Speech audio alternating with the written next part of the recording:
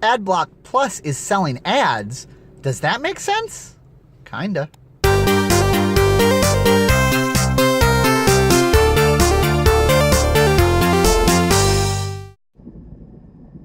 Hey everybody, Matt Cribbs here, and welcome to another Wednesday morning drive.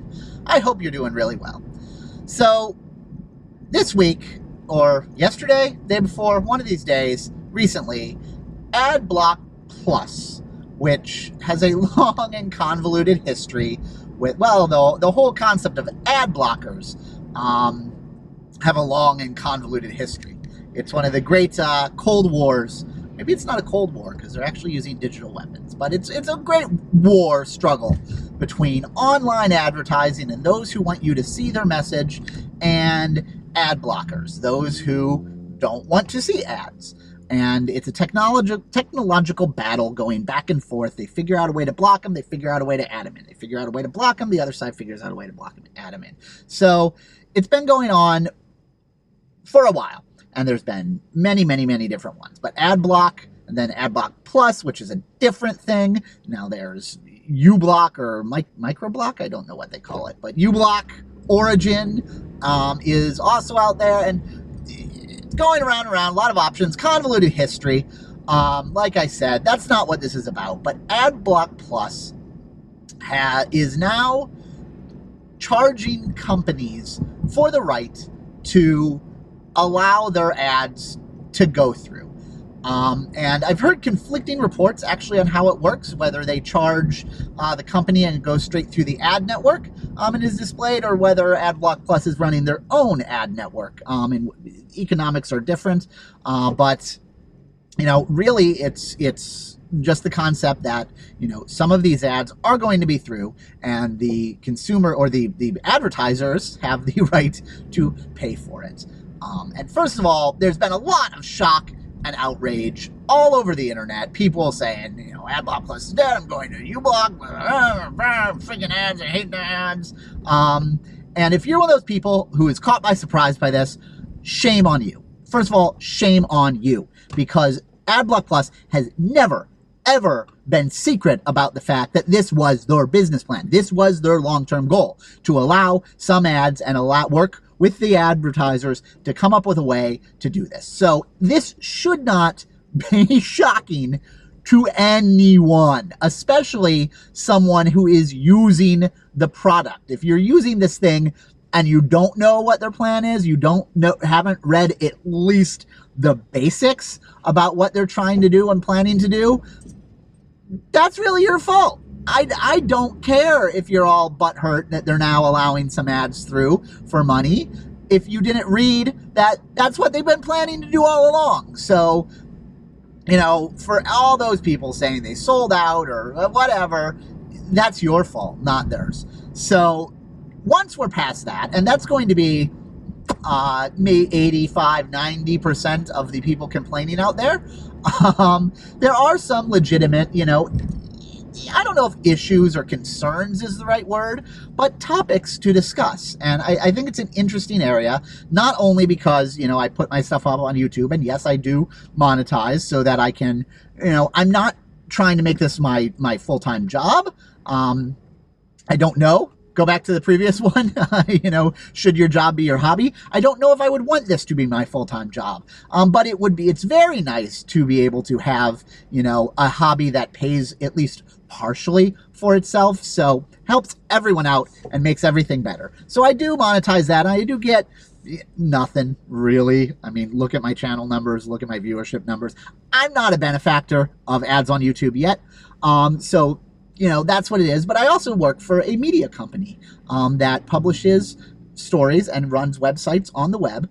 And we have many revenue streams. We have many ways to make money. But one of the ways we make money is selling advertisement on our site. So this issue is important to me from both sides. I'm also a consumer on the internet who really despises a lot of the ads that are out there. So I really do see both sides, and I care about both sides.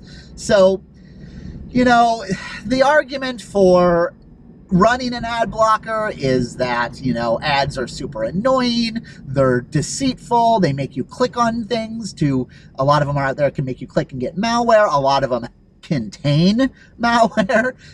I mean, an ad is a piece of code that can be executed on the page, and so there have been ads out there that take advantage of the vulnerabilities of the browser to execute malicious code on your browser. So it is an argument that simply by viewing ads you can get subject to a malware attack. So totally valid.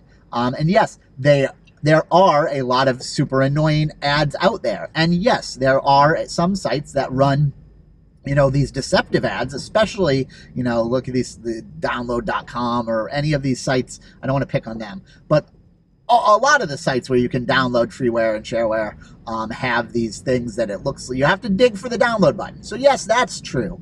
And I cannot deny any of it.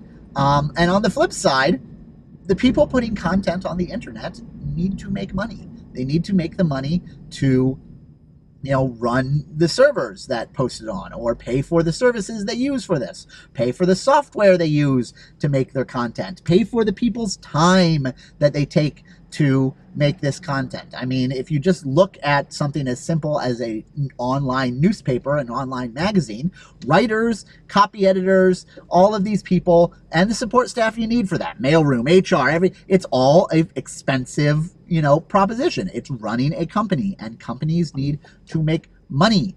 And not all companies are part of massive conglomerates that can, you know, have multiple different lines of business that make money in multiple different ways. So if the ads are not there, it's just one component. You know, some of them, it's their primary form of income, or say subscriptions or something. But someone has to pay for this content to be made, and it's a struggle.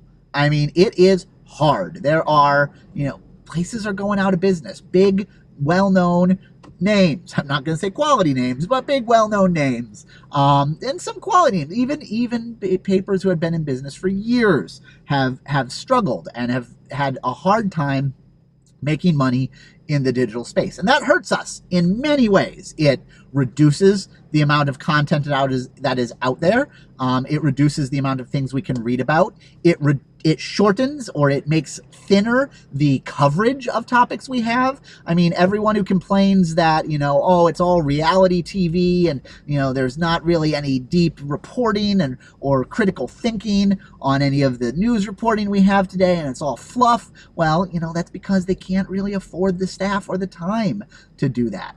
If kittens are what sell, we're going to have a lot of stuff about kittens. You know, if shocking reality TV is what sells, that's what we're going to have a lot of. So, you know, we blame ourselves, blame that, but at the end of the day, we are living in a capitalistic society, and it's probably not wrong in many cases that if there's something you don't like, at the end of the day, you can blame money to some degree or another, that it's going to come down to that. So you need to have these. You need to make money, but you need to do it in a way that's not, you know, offensive and all of that. So where does that come back down into Adblock Plus? And, you know, the argument of ads are, you know, malicious or deceitful or all of that, and actually the fact that ads are annoying.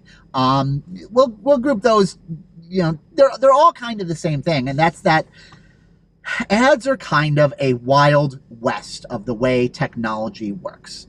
And if you don't know how it works, it's maybe not what you expect. And the fact is, when you block a bunch of ads, you're hurting the people making the website. And they have nothing to do with the ads that are on their page. Very, very, very, very little. So the way it works is you have a website.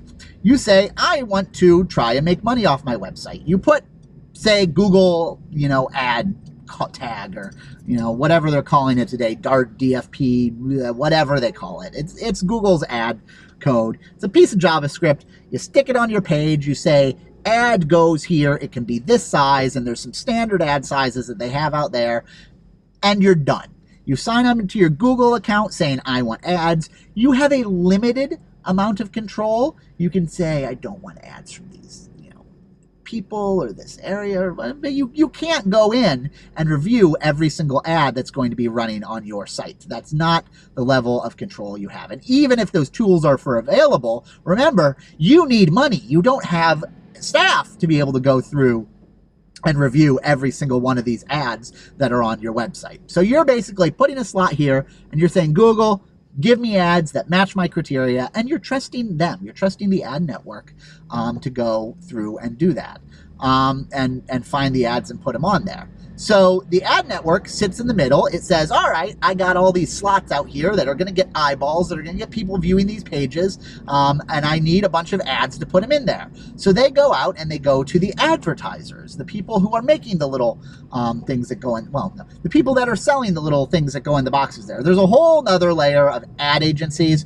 who actually make the code. So if you're Nike and you want to advertise, you hire some ad agency, they go out there, they make the little box that goes in there, then you take the assets, you say, okay, here's my ad, and Google, you put it into Google's network, and Google says, okay, here's a place where I can put the ad, and then it shows up on a web page. It's an entire industry, and that's not going into the fact that these things, it's not like they just sell them one for one. Hey, it's like I got a slot here. It's kind of like the stock market. They do bidding and exchanges and all this stuff that's really complicated and really interesting if you like that kind of thing. But at the end of the day, there's a lot of people involved in the process, and there's not, the time, and this stuff happens like super quick.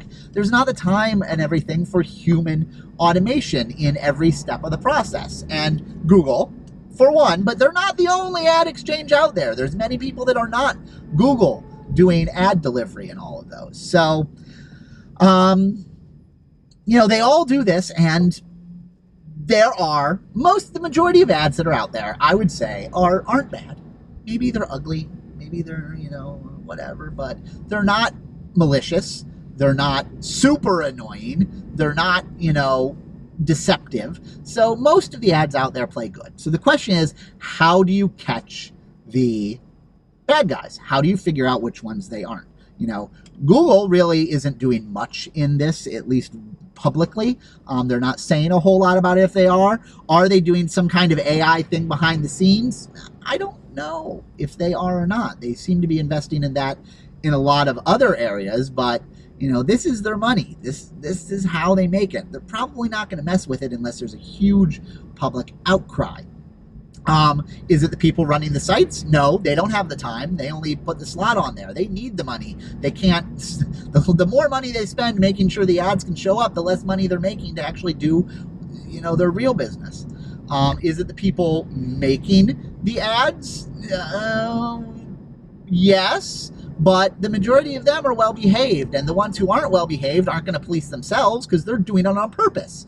So where does this level of supervision come from? Where does this, how do you identify the malicious, the deceptive, the annoying ads so that we can say, these are the ones I don't want? Maybe someone comes up with a, tool of some kind that kind of sits in the middle and makes judgment calls about whether these are, good or not, and says, nope, these are the ones we don't like. These are the ones that aren't going to be allowed. Maybe something like Adblock Plus is doing. And you can argue, oh, it's corrupt because they're taking money for that. Well, yeah, you have to pay their bills too.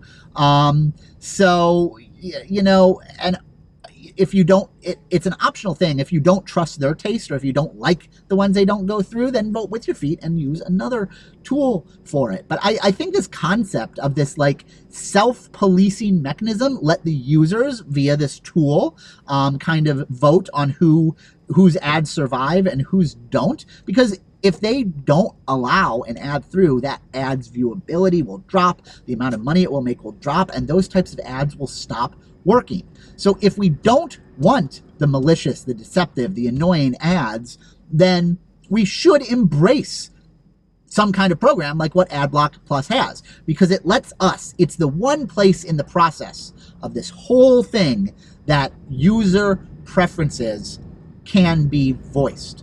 Now, whether Adblock Plus is doing it in the right way, whether you trust them, whether someone else needs to do something like this, that's all open for debate. And honestly, I don't know enough of the specifics about it, but the concept that there is some kind of tool that we as consumers use to effectively say, we will not allow these kinds of ads, but the rest of them, go right ahead. That is, I think, an important and valuable part of this entire mess, and making the web more usable and actually making things better for everyone. Because if there's only good ads out there, then people will interact with more and everyone makes money and everyone's not annoyed on the internet, and everyone at the end of the day has a better and happier experience. So that's my thoughts on this whole Adblock Plus thing. Yes, you can get up on your soapbox and scream, I hate ads to the sky, but then when you have nothing but big corporate conglomerate sites offering the same drivel over and over again, no, don't come complaining to me. In the meantime, I really, really encourage you to look at what Adblock Plus is doing. See if you agree with their philosophy on how they run their business, what kind of ads they threw, or if they think the accepting money is maybe too much of a slippery slope right now. But remember, they have to exist. So, you know, and if not, encourage some of the other ad blockers to do a similar type of thing. If you don't like the money, maybe open source it. But, you know, let's get together as a user community, as people who like this, and don't just have that immediate knee-jerk reaction of, oh, this is bad, I'm seeing ads again. I mean, we can work together to solve this, or we can all suffer the consequences. So have a great week. I'll see you next week, and enjoy. Bye.